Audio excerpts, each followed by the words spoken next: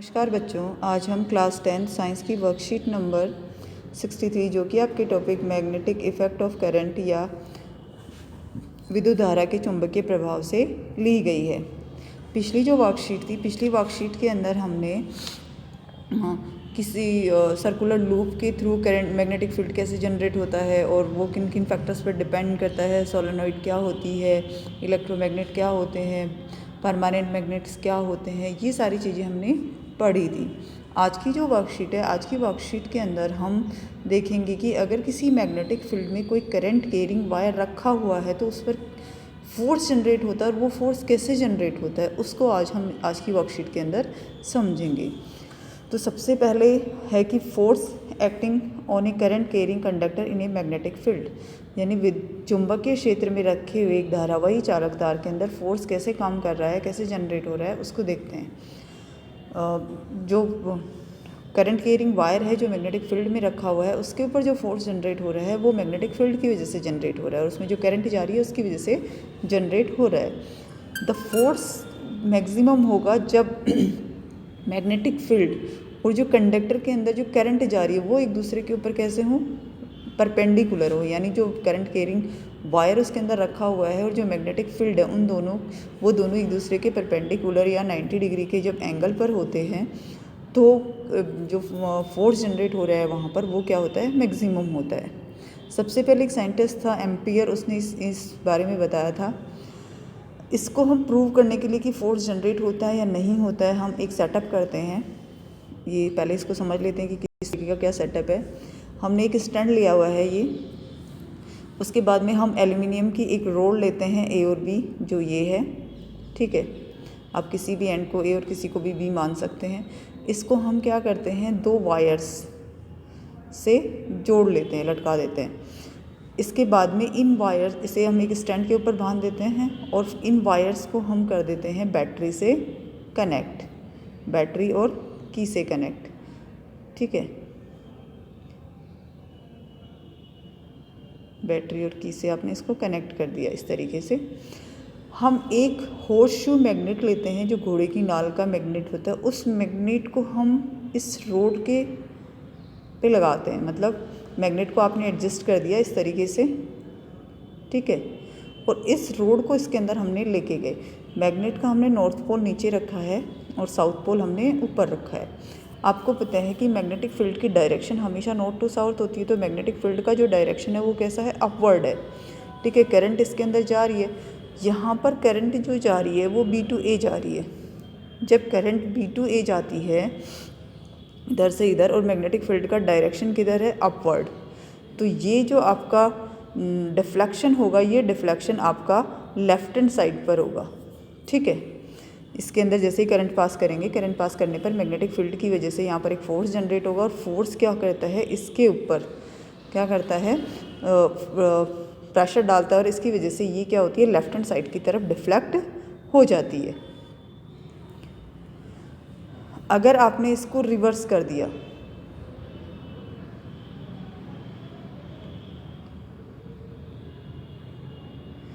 ये जो डिफ्लेक्शन हुआ, ये डिफ्लेक्शन आपका शो करता है कि जो एल्युमिनियम रोड है, एल्युमिनियम रोड के ऊपर मैग्नेटिक फोर्स जनरेट होता है और मैग्नेटिक फोर्स की वजह से ये क्या होती है, लेफ़्ट या राइट साइड के अंदर डिफ्लेक्ट होती है।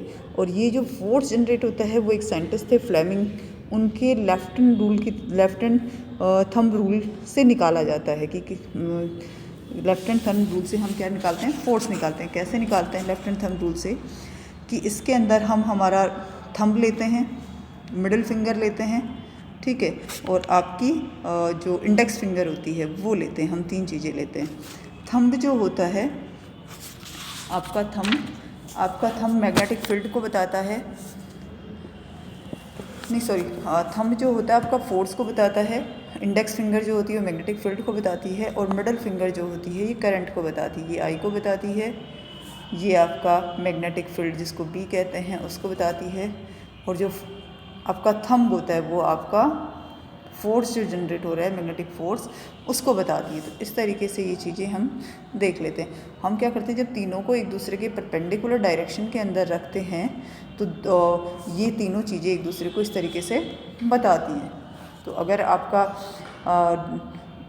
इंडेक्स फिंगर है वो मैग्नेटिक फील्ड को बता रही है और आपने अपनी जो मिडल फिंगर है वो करंट की डायरेक्शन में रखी हुई है, तो जो अंगूठा जो आपका थंब है जिस डायरेक्शन में जा रहा है वो डायरेक्शन आपको फोर्स का बताती है किसी भी करंट कैरिंग वायर के ऊपर। अभी हम ऊपर ऑब्जर्वेशन देख लेते हैं कि इस एक्सपेरिमेंट में किस तरीके से फोर्स जनरेट हुआ, वो भी हमने देखा। अगर हम क्या कर दें, इसके अंदर डायरेक्शन को चेंज कर दें, करंट के डायरेक्शन को, या हम इस जो मैग्नेट है मैग्नेट की अगर हम पोलैरिटी को चेंज कर दें, अभी किधर थी हमारी अपवर्ड डायरेक्शन के अंदर, अगर हम इसको चेंज कर दें और डाउनवर्ड डायरेक्शन के अंदर कर दें तो जो डिफ्लेक्शन है उसका डायरेक्शन भी चेंज हो जाएगा। अगर करंट हमने अभी B to A ली थी और अगर हम A to B कर दें तो जो डिफ्लेक्शन है वो किस साइड में हो जाएगा, राइट हैंड साइड के अंदर हो जाएगा। इसका इन्फेरेंस क्या होता है कि this is the reversing the direction of current, direction of force also reverse, कि अगर आपने करंट के डायरेक्शन को चेंज कर दिया तो आपका फोर्स का डायरेक्शन भी क्या हो जाता है, चेंज होता है। ऐसे ही अगर आपने मैग्नेटिक फील्ड जो है, मैग्नेटिक फील्ड के डायरेक्शन को भी अगर आप चेंज कर देते हो तो मैग्नेटिक फील्ड के डायरेक्शन को चेंज करने से भी आपके फोर्स का डायरेक्शन क्या हो जाता है, चेंज हो जाता है। तो ये पूरा जो एक्सपेरिमेंट था ये था, ठीक है। अब आता है आपका इलेक्ट्रिक मोटर। इलेक्ट्रिक मोटर एक ऐसे डिवाइस होती है जो कि आपकी इलेक्ट्रिकल एनर्जी को मैकेनिकल एनर्जी के अंदर चेंज कर देती है और ये Fleming's left and thumb rule के ऊपर काम करती है। आज की हम क्वेश्चंस देख लेते हैं कि क्वेश्चंस क्या क्या हैं इसके अंदर। फर्स्ट जो क्वेश्चन है, फर्स्ट क्वेश्चन आपका है कि state the rule you would use to find the force acting on a current carrying conductor planes a magnetic field. एक मैग्नेटिक फील्ड में करंट कैरिंग वायर रखा हुआ है तो इसके ऊपर आप कौन से रूल से उसके ऊपर फोर्स निकालोगे। तो ये आपको पता है कि कौन सा निकालेंगे हम, left hand thumb, Fleming's left hand thumb rule. इससे हम इसका डायरेक्शन निकालते हैं, फ्लेमिंग के बाएं हाथ का नियम, कि जब हम बाएं हाथ को इस प्रकार से अरेंज करें कि आपका जो इंडेक्स फिंगर है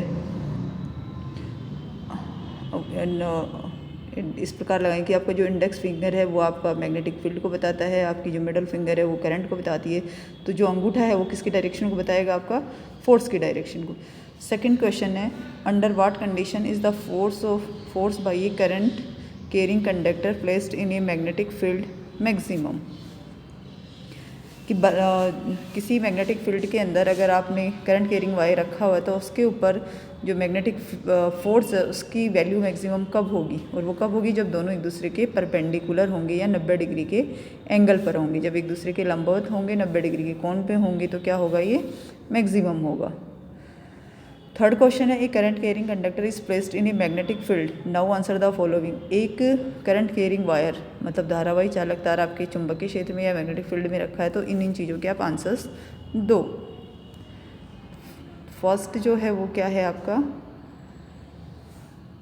right the force on which magnitude of force experience by the conductor depends. जो फोर्स है वो किस किस चीज़ पर डिपेंड करता है कंडक्टर का, वो आपको पता है कि मैग्नेटिक फील्ड पर भी डिपेंड करता है, करंट पर भी डिपेंड करता है, और जो आपने करंट कैरिंग जो वायर रखा है उसकी पोजीशन क्या है, वो आपका परपेंडिकुलर है या फिर आपका वो उसी डायरेक्शन के अंदर है, इन चीज़ों के ऊपर भी डिपेंड करता है।